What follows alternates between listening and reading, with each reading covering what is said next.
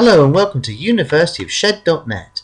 This lecture is taken from University of Shed's literature series and is on T.S. Eliot's The Waste Land. Considered to be one of the most important poems of the 20th century, The Waste Land was written by T.S. Eliot and first published in 1922. Representative of the modernists, an artistic and intellectual movement which was hugely influential in the first half of the 20th century, The Waste Land is a complex, challenging and cryptic analysis of a world emerging out of the ashes of the First World War.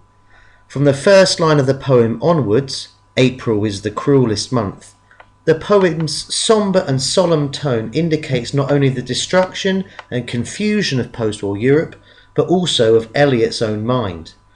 Much of The Waste Land was written during a period where Eliot was suffering from nervous exhaustion. The title of the poem clearly conveys this sense of destruction, alluding to the concept of the Fisher King, a figure in Arthurian legend who is charged with keeping the Holy Grail.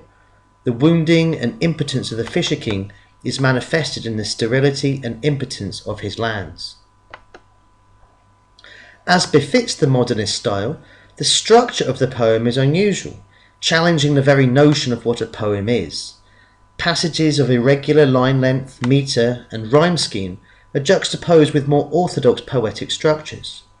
The result is a deliberately disjointed whole in which there are rapid and unmarked shifts between speaker, location and time, and which mixes together both high and low culture. The original drafts of the poem were more formal and traditional than the final version, including longer passages of orthodox verse structures such as heroic couplets and iambic pentameter. But the poet and arch-modernist Ezra Pound's influence in the editing of the poem changed that. Indeed, such was Pound's influence that The Waste Land is actually dedicated to him. Echoing Dante, Eliot inscribes it Il Miglior Fabbro, meaning the greater craftsman, and Pound appears in the poem under the alias Stetson in line 69. One of the most obvious themes of the poem is the frequent allusion or quotation of other authors and texts. Indeed, this list is a roll call of the great and the good of European literature over the past 3,000 years, including Homer, Virgil, Sophocles, St. Augustine, Dante, Chaucer, Shakespeare, Spencer, Milton, Hesse and Huxley. Liberal use of scriptural writings, particularly the Christian Bible, the Hindu Upanishads and Buddha's Fire Sermon, and the untranslated use of several different languages, including Latin, Greek, Italian, German, French and Sanskrit, lends the poem a cosmopolitan flavour.